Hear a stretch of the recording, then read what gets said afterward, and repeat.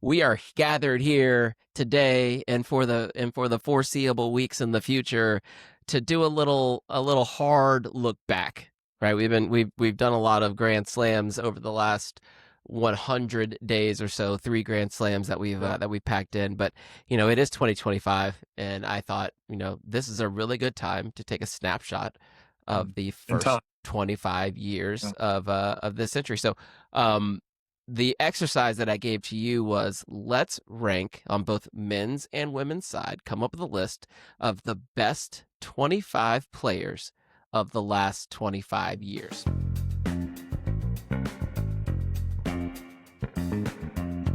It's very subjective. Very subjective. Welcome to another subjective episode of the Best of 3 podcast. I'm still Alvin. That's still Torrey. TH, how you doing, man? I'm good, Alvin. I'm good. I was just telling you, this exercise you got me doing, man. I tell you, I have never been so conflicted. I know you're about to explain it to everybody, but this one has me doing a mental twister. Yeah. You know what I mean? And I feel like at every given player, when you're starting to look at 25 of the best in the last 25 years, it seems straightforward, but the more you think about it, it's a little bit more complicated than it may seem on the outset, because if you were to compare the greats on one hand, and then you were to insert and overlay the current, right, in their stead, that's where it gets tricky. Yeah. And at least that's what I did. And maybe that was my problem. But to your point, I'll let you give the level set and whatnot. But yeah, mental twister is I'm still crossed up in the game. That's what I like to do. I like to keep you on your toes. And like you mentioned, so we are gathered here today and for the foreseeable weeks in the future to do a little hard look back. Right? We've done a lot of Grand Slams over the last 100 days or so, 3 Grand Slams that we've packed in. But it is 2025, and I thought this is a really good time to take a snapshot of the first 25 years of this century. So the exercise that I gave to you was, let's rank on both men's and women's side, come up with a list of the best 25 players of the last 25 years, and kind of hear your loose parameters, right? Like, obviously there are some players who are currently playing right now, but we're going to pretend like they are retiring today. Their career is over. All right. That's the slam total is a slam total. Career high is career high. Weeks at number 1 is weeks at number 1. Going back to 2000, we're going to take players who had either the bulk or the peak of their career from 2000 plus. And that's where it gets a little bit tricky, because we do have some players that are kind of on the fringe, and you get to use your discretion there. It's a great word. Yeah, discretion is a big one, and I think we both took that and addressed the exercise in the way that we thought was best. And for the listeners and viewers, I gave this assignment, quote unquote assignment, to TH, and then we have not spoken about it. I was like, you just come up with your 25. I'm going to come up with my 25, and then we will reveal our findings together in a very private / public space, because there's a lot of you here. we're gonna feel public. We're gonna feel through it. We're gonna so in this episode we're gonna start on the women's. We're gonna do the number 25, working our way backwards to 21. So we'll do 5 every episode for the next 5-ish weeks, depending on what pops up in between now and then we'll move on to the men's, and then that should get you to Christmas for all you listeners out there. Okay, TH, would you like to start? I'm gonna let you start first. Okay. I'm gonna let you start first. Yeah. Okay. And I have to say this as say it. As a preface. Any of these are a crapshoot in terms of order. And this exercise, let me flip it back. This exercise made me realize how blessed I had been as a tennis player and tennis fan to watch some of the greats in the game. Yep. And when I am tossing up who was better between these two two-time Grand Slam champs that I have in the 21 through 25, I started to go back and think about some of those matches I attended in person. Mm, And I said, I could not have foreseen a time going forward at that time when it would get that much better. I thought then it was pretty good. yeah, And to see the iterations continue to get better, it's all gotten better, right? So it's relative, and yet it's still so significant. So I say this with the most humility and with the most uh, appreciation of sure. what I've been able to see. And I have to put that out there because I've been grateful as a tennis player to be able to watch and even to have this space here to speak on it. Well, Uh, let me ask you this as well. Then, while you're going, yep. then how did you kind of attack this? Like, what kind of methodology did you put in place to help you make some of the tough decisions, if there was any in place at all? So many tough decisions. When you're talking about greats, unfortunately, you have to talk about championships and you have to talk about um, if there was a tiebreaker here and there, it had to be going down to most finals. If it was something in that regard, unfortunately, some of the top had the most finals as well. So that wasn't much of a deal breaker for most cases. I did leak into some of the early 90s. There's one player in particular, which we'll get into in a future episode, whose career was cut short, and I feel like had it not been for a very unfortunate stabbing incident, I thought she could have gone well into the 2000s. So I included her and maybe one or two others that I felt were right there. Okay. But I also felt like it was important to lean on that 99 going into 2000 time frame because that was a very pivotal point considering some of the goats of the game and people who played, because that was a very, very important point, a turning point, if you Yep. will, hinge point in women's tennis. One that the game would never be the same afterwards. So Coming out of the Graf Celis era right, and right before the Williams sisters era, we had a lot of a lot 100% of a lot of changes happening not just on the tour, but in the game as well. in the game. Yeah. And so and you cannot even start this without speaking to I didn't realize Chris Everett Lloyd had been in 34 finals, Alvin. 34 Grand Slam finals. Can you believe that number? 34. I mean, Yeah, just sit on that for a second. it's a I lot. mean, you know what I mean? And I think Martina had 32. I mean, you're blown away. You knew they were good. I think they had 17 each. You're blown away by that number most of all time. I Yeah. mean, just anyway, I say that to say that's how difficult a task this was. And now we're putting people, because of the time increment, we're not including Martina Nope. and Chris, Nope. right? But in any list, they would be 3 and 4, arguably higher. And You know I what I think mean? that's the value of the exercise, though. Like So, we're in the so now. with Let's that, slice it up a little bit. We're gonna go just this era, this time period, if you will, yep. the last 25-ish years. So, Number 25. What you got? Mary Pierce. Mary Pierce, two-time Grand Slam champ, finished she was right near the top of her career between 95 and 2000. So that's why she's a perfect, I'm going to say, segue into the whole thing. Saw her match at the Open when she won her slam the second time. Knew her brother Brad. Had a few hits with her. She was a just phenomenal ball striker. What's funny looking back on it, I see a lot of she was an early iteration of Arena, of a Sabalenka with her big strokes and big serve and body frame and all that.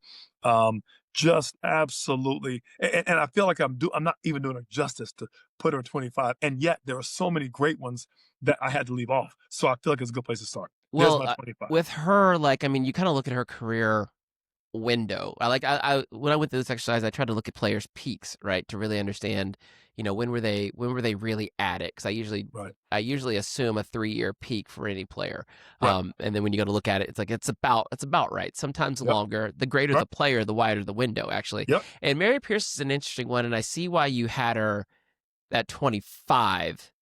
Because I mean, she finaled her first Grand Slam in 1994, right? You could argue her peak was 94 to 97.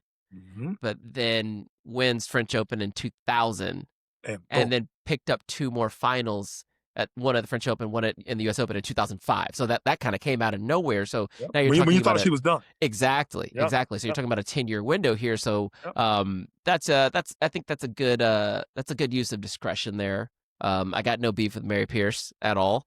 Hard to argue with her body of work. Yeah, I mean, if you even if you look at it from just what she did from 2000 on, one Grand Slam win, two Grand Slam finals. That'll put you on the list. That'll put you on this list for sure. Last time that's where the second thing I looked at besides championships was I tried to give the nod to the younger player, of course, current players who can still get more, right? They're going to be, if things are tied, that younger player is going to go ahead. And I also went with that trend and said, okay, I'm going to, all things being equal, the player that came a little bit later, by definition, may have been a bit strong as the game got stronger. So while I have Mary at 25, I won't tell you my 24 just yet. I'll let you say you're 25. But at that point, I kind of went in ascending order going towards time with the closer to our current time frame in that same body of work being a player that I felt would have been 24. It was because you could argue Mary could be anywhere between 18 and 25 with two Grand Slams and, Sure. and two or three finals. So it wasn't like she wasn't better than 25. It through the time frame, I started her there. Gotcha. Okay, that's fair. The last time I saw Mary Pierce, we were on a golf cart, a longer golf cart at IMG, heading from the front courts to the back courts to watch one Sasha Zverev play at Eddie Herr. That had to be 2014 maybe. Okay, yep. Lost in the first round actually at Eddie Herr. There you go. Sasha Zverev did. Me and Mary Pierce. Okay, so my number 25, and kind of my ideology here is, like you mentioned, we've had a lot of one-time Grand Slam champions, and normally I look at greatness through the prism of winning Grand Slams. Yep. But we've had so many of them. Right. In fact, we've had maybe 12 of them. Who have won, maybe higher than that, maybe 13 of them, who have won one Grand Slam. And so that tells me that in this particular time period, maybe the value of a Grand Slam is a little bit lower, and there's a better judge of greatness. Yeah, and so I looked at it from a standpoint of, did you get to number one? Yeah. And how long were you there in concert with your Grand Slam resume? So apologies to your Yelena Ostapenkos, your Sophia Kennens, your Sloanes, and your Maddies, all of them, of them. My number 25 is Dinara Safina. Safina, oh wow, that's big. Safina, yeah, that's how I feel about it. Yeah. Had her peak kind of like 06, 09, never won a Grand Slam. Yeah. Did get to world number one.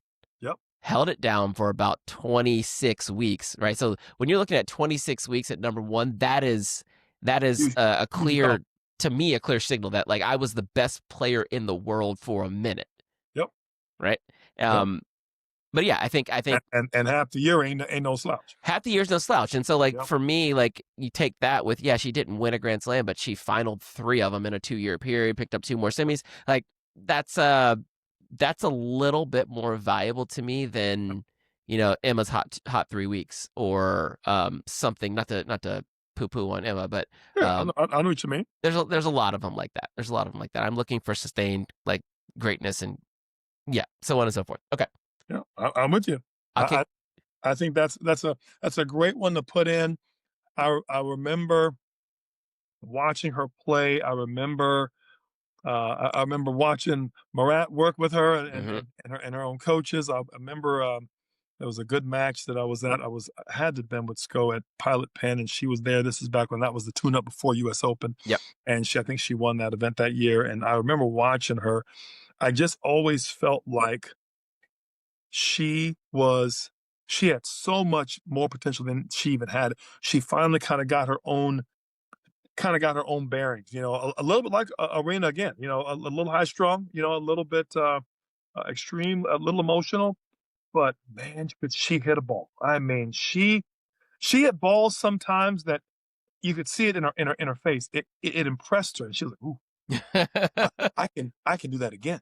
And when I say big, I mean, we're talking 90-mile-an-hour forehands and backhands. She played probably as close to Amanda Nisimova as a player I've seen, but a more mobile and athletic version. Right, right. And so it's funny you mentioned Dinara. I love watching Dinara play, man. She was such a good ball striker, such a nice person, just very humble, just very, as loud and as bigger than life as Marat was. She was the consummate kid sister, and oh, by the way, I play tennis. Yeah, and, Right. and to your point, and I spent a few weeks at number one. Yeah, I too can be one in the world. I too could be good too, and just so that's a great pick. Excellent pick there. 24, 24. Yeah, I'll kick it back to you. Svetlana Kuznetsova. I like it a lot. I So you like see, it a lot. where I'm going with this. You see what I'm saying? So number one, in my 21 through 5, the litmus test was each had to win a couple. I agree with you. One slam is a bit, I'm not going to say anything other than it's phenomenal. But from lightning to strike twice, to me, sends a statement. And what I felt was important for my list was for, to your point, they had to be number one, win a slam, ideally both, and hold it down for a minute. And nothing says dominance to me more than 2+ slams. And especially, again, I'm paying homage to those back early 2000s, but I'm also kind of paying it forward. And Svetlana did that in spades, and I felt like she was a very underrated player. Dad was an Olympic cyclist from back in the day. She came from great genes, but I also say she put her mark on and was a darn good doubles player as well, Alvin. So I say that to tell you she's a very, very solid player coming in at number 24. Okay. Well, I'm gonna back you up there because I also feel like she's a very solid player. So solid that I had her ranked a little bit higher than you. I've actually got her a little further down the road, but Yeah. we can go ahead and sprinkle the flowers on her. Yeah. You win 2 slams, you get to number 1 in the world, you pick up 2 finals. Actually, did she get to 1 in the world? I don't think she got number one in the world. She did not get to 1 in the world. My notes didn't. Yeah, career high number 2. Yeah, but Yep. she also had two doubles Grand Slam titles. Yep. I think once we start getting into, like you mentioned, 2 slams, that's the real harbinger of like, okay, this is where the meat and potatoes of this list really comes 100%. from. Because that's where we start to make some space here Yep. from the one and dones. Yep. Yeah, got no issues with Svetlana on this list. Obviously, she's on my list as well. My number 24. This one's gonna be controversial. I'm not gonna lie. Okay. Ana Ivanovic. Oh God. I know. And this is yeah. I feel like this is where ideology and methodology kind of butt heads. So tell me your reason. She was ranked number 1 in the world for a week. Wow. She did get to 1, and she did win a Grand Slam. So when you take those 2 together, back it up with 2 more Grand Slam finals, I held a little tighter line on that 2000 mark. So if I had slid a little bit, I could have should have been out. I carved my swath went a little wider. My swath went a bit wider into the 90s. They were still playing in 2000. Right. Situation. So and that's fair. And let me tell you something. Anna was a great player. She came out the year her and there's another young lady named Shahar Peer. I don't know if you remember her from back in the day. Shahar Peer and she came out. They came out around the same time, right in SCO's ITF or just SCO's ITF year. Yep. On the boys' side, that was players like Gasquet and Nadal had already came out, but they were the same birth year. Andy Murray was that same year where SCO was. Obviously, Monfils, Victor Troicki, and a handful of other Jeremy Chardy and Matthew Moncourt, a few other guys who unfortunately passed away. So many other good ones. Anna Ivanovic and Shahar Peer, and there was 2 others that were pretty good. Oh, you remember this one here? Michaela Krajicek. Oh yeah, the niece or whatever of Richard. Feels that was that era. That was that era in 03, 04 came out. So I watched her a good bit, juniors, pro. And so she literally got to that level, at the pros when, and hit her stride during the time when I was at the Open almost every year. So I saw her literally come of age, from junior to pro player during that time, early 2000s to, 2005? When did she win? She won. Was What it year did was it she win that? Let me was it get. was it earlier? Was it was it had to been like it had to be in between like Well, she got the number one ranking in oh, 08, so probably I right must say around maybe there. oh Yeah, six, French Open 2008. She won that one. Oh wait, there Yep. you go. Yep. So she was in the juniors, as I said, in 03. I mean, so she came out early in 03, didn't play the 04 year. So that would explain the 2 or 3 years to get up to that level. Good pick. Like you said, she just happened to have her Overton window of one in the world and a slam, and hey, however long, a week, No, a week or 10 or 100, right? Small correction on my part. It was 12 weeks. She had 12 weeks at number one. Even So better. we got Even better. that's 3 months. That's 100%. not bad. That's not bad. 100%.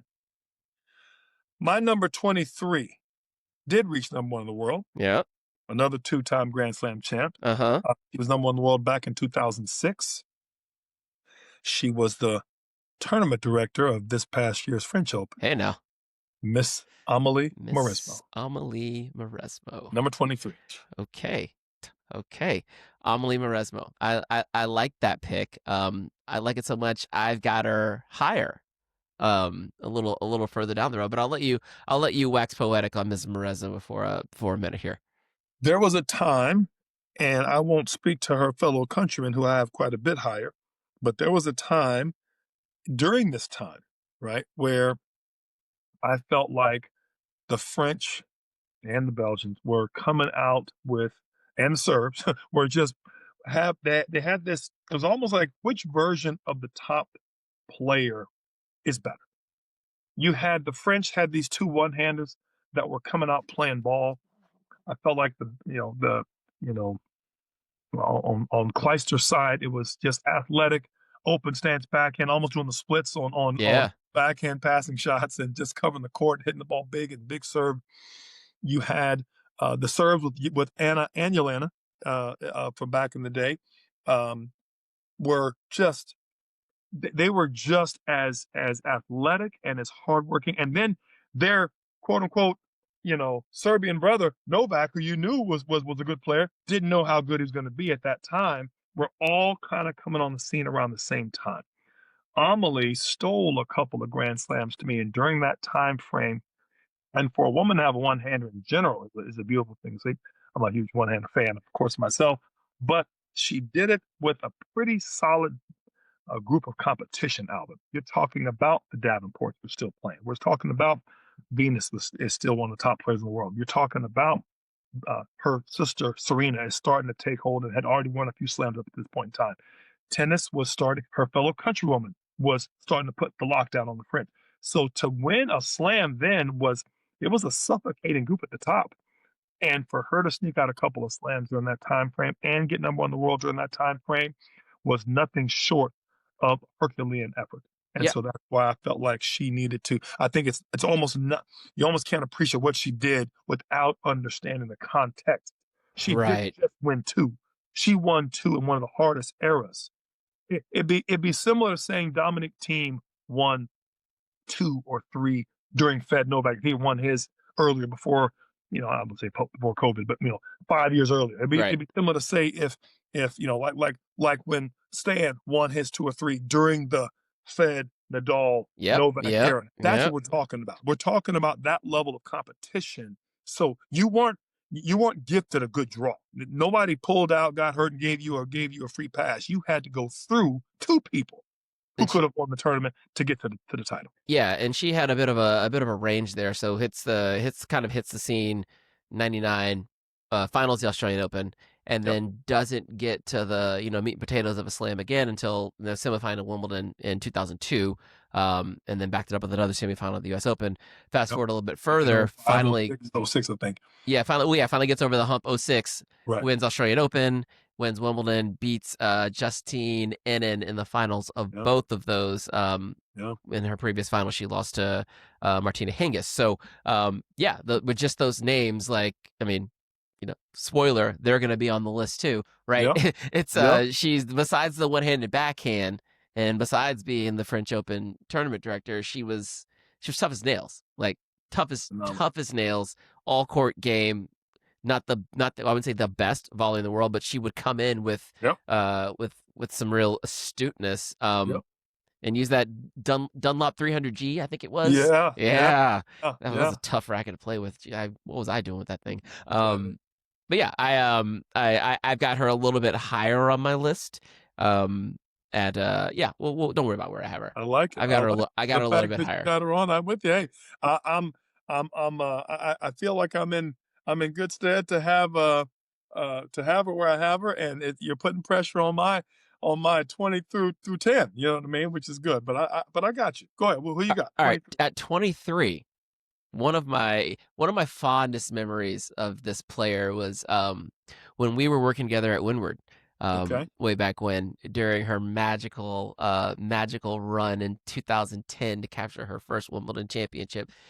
Give me Petra Kvitova at Oh, number Petra. 23. At number Petra. 23. Okay. Okay. I got a lot of, this is where I get into the space of like, do I value getting to number one, or do Right. I value Grand Slams won? You pick up 2 Grand Slams, final another. You got me. And I'm a sucker for a lefty. This could be a little bit of bias. I just Nothing wrong with love. that. Well, yeah. When Petra was rolling, I so enjoyed watching her play tennis. Yeah. And her, she peaked kind of from. Sorry, that Wimbledon was 2011 to 2010, but like Yeah. from 2010 to 2014 was kind of like Yeah. the bulk of her work Right. done Her there. great. Yeah. Yeah, and she would kind of fade in and out, and then finaled Yeah. another one in 2019, Australian Open. But for those 4 or 5 years, like she was right there. She's right there at the top of the game.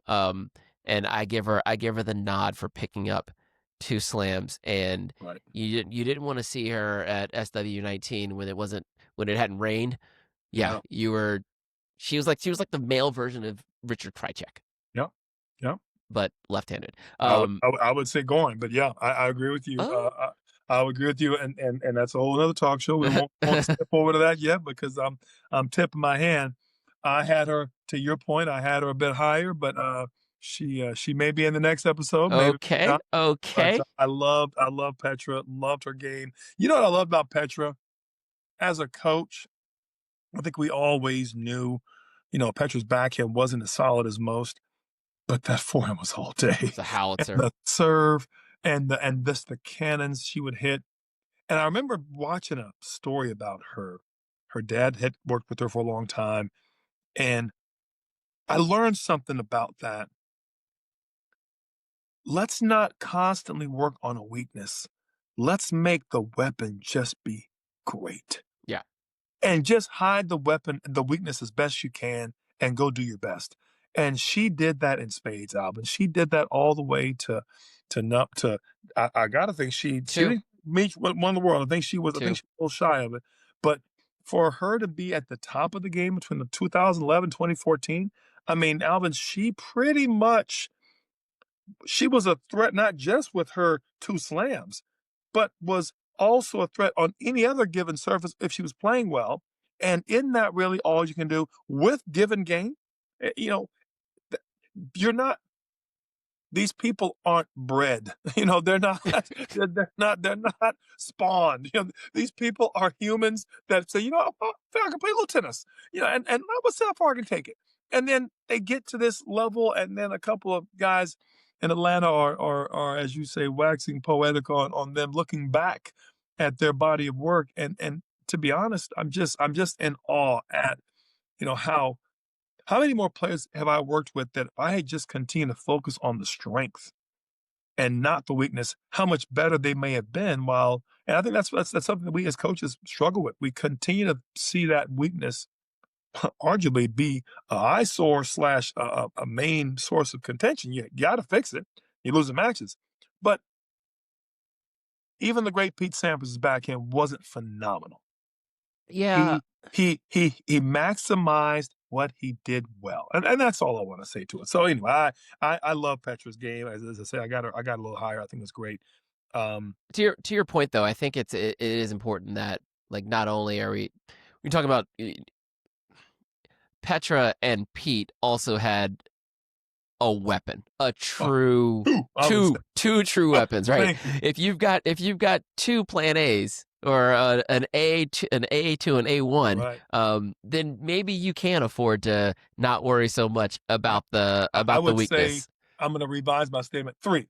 Pete had serve, forehand on the run and volleys, Volleys, yeah, and Petra had serve, forehand, and was lefty, and 6 foot tall. I mean, you right.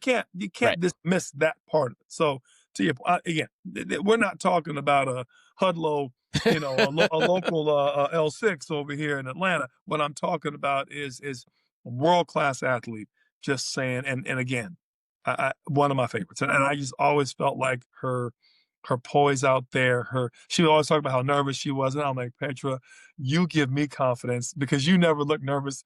You're like never nervous Purvis Ellison out there. You never look like it, and you just always handled the moment with such grace. And when she won, it was like you could almost see her kind of like Yeah. managing things on her own time, and she was just such a joy to watch. And So yeah. we're both smiling because I think when you think of Petra Oh Kvitova, my it just brings God. a smile to your It face. does. It does. No Yeah, controversy, no drama. Always give the other player the benefit of the doubt. Did her best. You never heard her in some shade and some shenanigans. You just a class act. I mean, just absolutely just one and a fierce competitor that would drill 120-mile out wide on you and then follow up with a slice to the tee. Like, yep, that's what I do. And if you were lucky to get the serve back, would blister a 92-mile-an-hour. yep, yep. I need to get a check flag. Just put it right here. I feel like You might be part Czech. I think you're part Ghanaian and part Czech. That's all my my favorite thinking. players are Czech.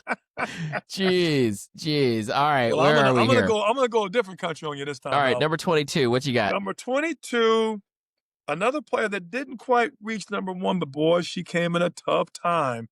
Lena. Okay. Lena. Yep. 20, I think her time frame was she hit her between 2010, 2014, give or take. She was right there. Another 2-time slam champion, another rough area. I mean, that 2010, 2014 with Petra and others in that same time frame. So to win 2 in that time frame, buddy, you had to be doing some tough sledding. I agree. And I've got her just a little bit above, but I'm with you on Lena. Like when she kind of hit the scene big time back in a 2009 quarterfinal U.S. Open, and then falls out of the semifinal the very next slam in an Australian Open, and then takes off right. Yep. The very next year, finals Australian, wins French. 2 years later, wins finals Australian again, and then 2014 finishes up by winning the Australian. So, which is technically, I guess that's their home slam, right? Yep. The Asian Slam. The Asian, a slam of the Southeast Pacific, Pacific Southeast, official name, official name.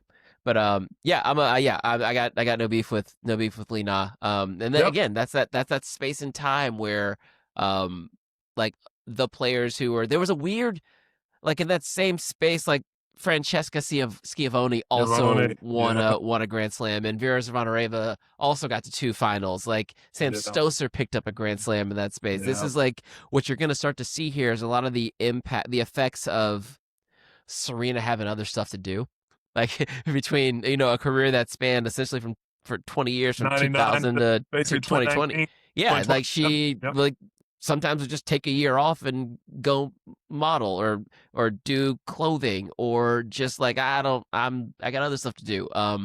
And this is what would happen. Right. No, you're right. Weird things like this. All right, this is where I get a little spicy. This is where I get spicy. Not spicy, but I took the they retired today because it's over. 2022. I mean, Marty, my number 22, Coco Gauff. Wow. Yeah, it feels. Wow. Does it feel low? Does it feel low, or does it feel? No, it doesn't feel low. It feels like, I mean, she's won 2. I mean, she's won 2, found another, and has been as high as 2 in the world, and has not been number 1 yet. So I think it's a well deserved. Obviously, there's room to move her, right? But I think the piece that it's not low and full full transparency here, I have her in my next set, so I don't have her Okay, okay, so much higher. But I think because of her youth and age, I put her up a bit higher. Again, all this is subjective. absolutely. But to your point, she fits in this group for sure with her body of work.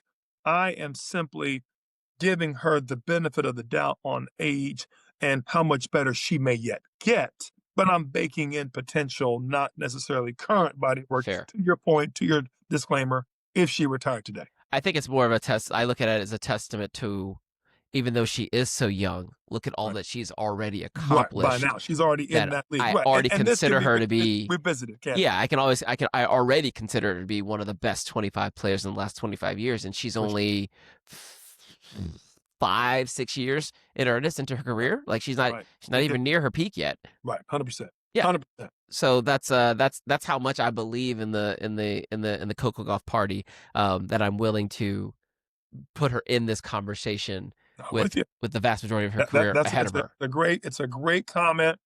It is going to set up a strong.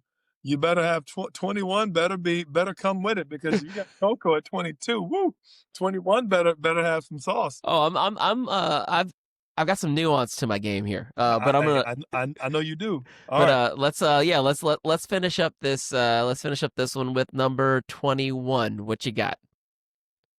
Also a two-time Grand Slam champ, but also had reached number one. I'm going with the player that has had some controversy, some unfortunate controversy. I'm going with the player who overachieved as far as I'm concerned. And between the years of 2016 and 2019, had tennis on lockdown for her small stature. And I felt like Simona Halep is one of the, it was, if I took mine in chunks of fives and I had to almost re-rank them with what they were. And I felt like with all the players, and there were some great ones, I had to give the nod to Simona for her body of work, for all she did, and how late she did it. Of my fives, only her and Amélie had been ranked number one in that time frame. I think she had been ranked on one a little longer, and she had been in that space a little bit more longer. And for her to have the same number of Grand Slam wins, I felt like she got absolutely decimated by the ban. I was a little bit upset at the situation with the double standard with the Yannick Center. I was vocal about that even on this podcast. Yep. Felt like that was a, how do you have that much disparity between the two rulings? And the lady was one of the current players at the time. And to give her a 3-year ban to me was just out of the question. And you give him a player a 3-month ban, and in the scheme of things, it just didn't seem right. Long story, Simona Halep, 2-time Grand Slam champ and number one in the world between 2018 and 2019. And I feel very confident in her being the capstone for this current edition of 21 through 25. Okay. Well, What say you? What say I? Well, we'll hear from Miss Halep again because not only do I feel the same way you feel about her, I feel a little bit stronger about her. So I've got her a little bit higher on this list. So I'll leave that where it is. And my number 21, whom you've already mentioned, we've talked about, is Li Na.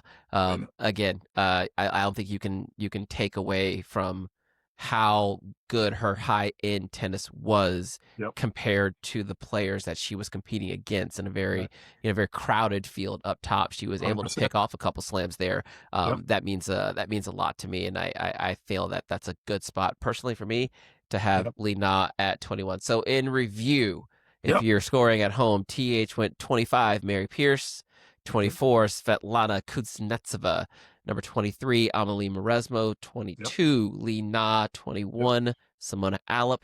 I had 25, Dinara Safina, 24, Ana Ivanovic, which is almost kind of funny now. Number 23, Petra Kvitova. No, it's only funny because you put Mary Pierce in there, and I think that throws everything off. It throws everything off. It makes everything weird. 23, Petra Kvitova. Number 22, Coco Gauff. Number 20, the not yet complete Coco Gauff. And number 21 for me is Li Na. I think we're gonna have a lot of fun with this.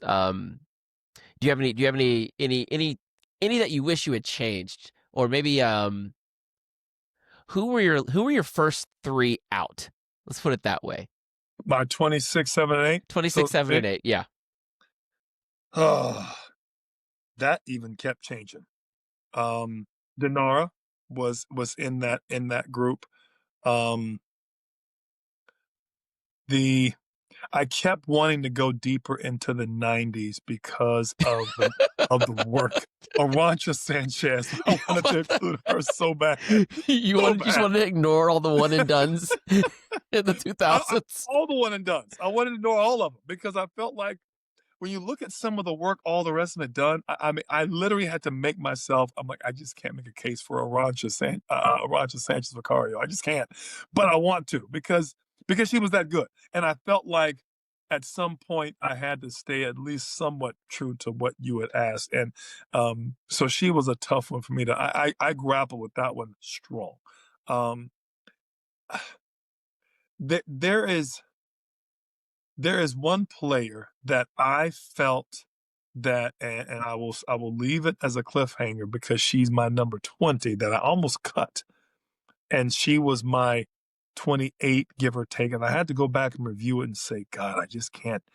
She had a solid body of work, and if I had to just include her for the link to your point, length of time at number 1. Yep. I just and I so she was Okay. a very controversial one for me that I'm gonna bring up. Okay, you don't have to tip it.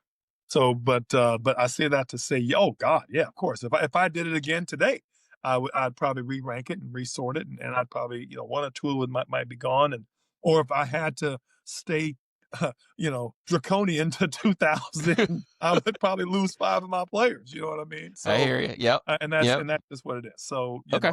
I feel like it's a great exercise. I think it's a great thing, and hopefully those watching or listening at home or in the cars or on the way to wherever they're going can appreciate how difficult.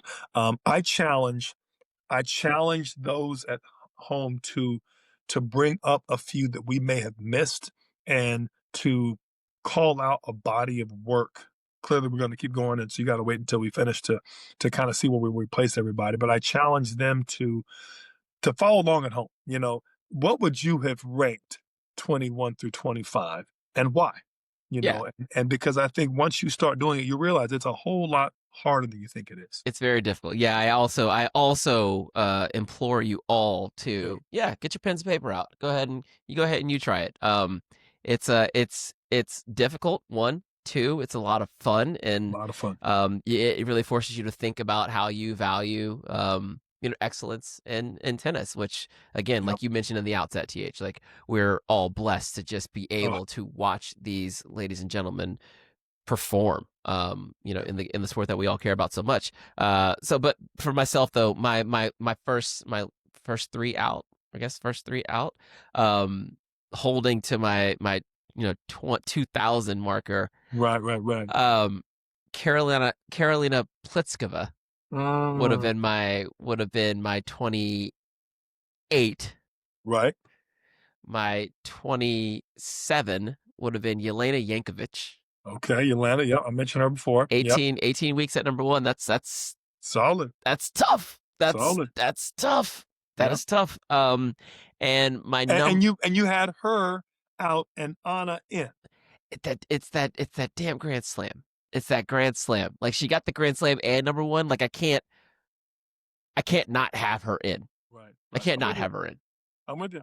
Yeah. I mean, if I had to flip flop her with, I couldn't necessarily put. Safina was twice as long at number 1 than Anna was, but Anna won the Grand Slam. So yeah, flip flop them where you want to. 24, 25, whatever. Right. And then Elena Rybakina. Okay. Wow. Yeah, and the thing that for her, it's really just not being able to post another deep run in a slam in between. Sure. Yeah. And she's still playing. So that her book's not finished written yet. Yeah.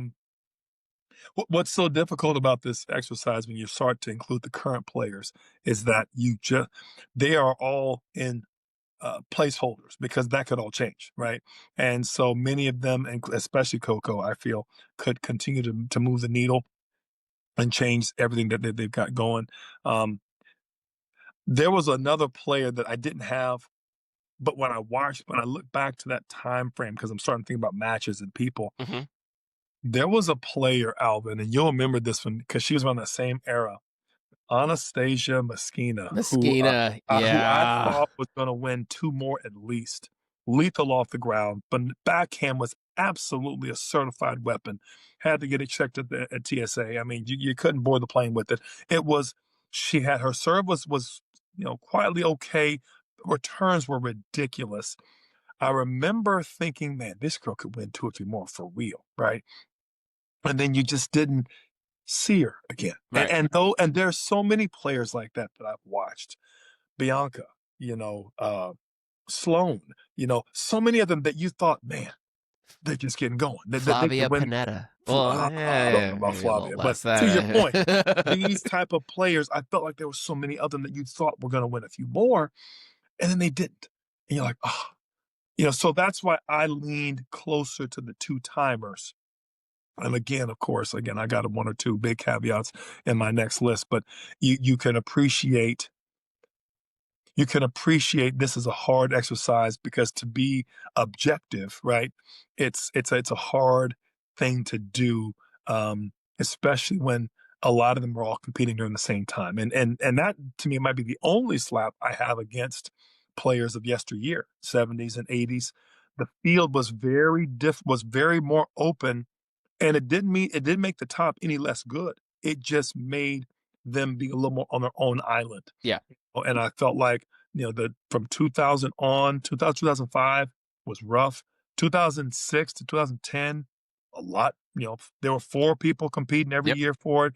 2010, 2011 to 2015, there were 6 to 8 players that could legitimately win a slam. Mhm. And just take it from, depending on the surface and healthy, uh, 2016 to 2020, right before COVID, was rough, Alvin. I That was mean, fun. That was that fun. was that was probably to me the best era in women's That tennis. was fun. Yeah. And then we had COVID, which kind of came through and decimated things. And then I feel like we've actually picked up quicker than you think, Alvin, with having our current list of people.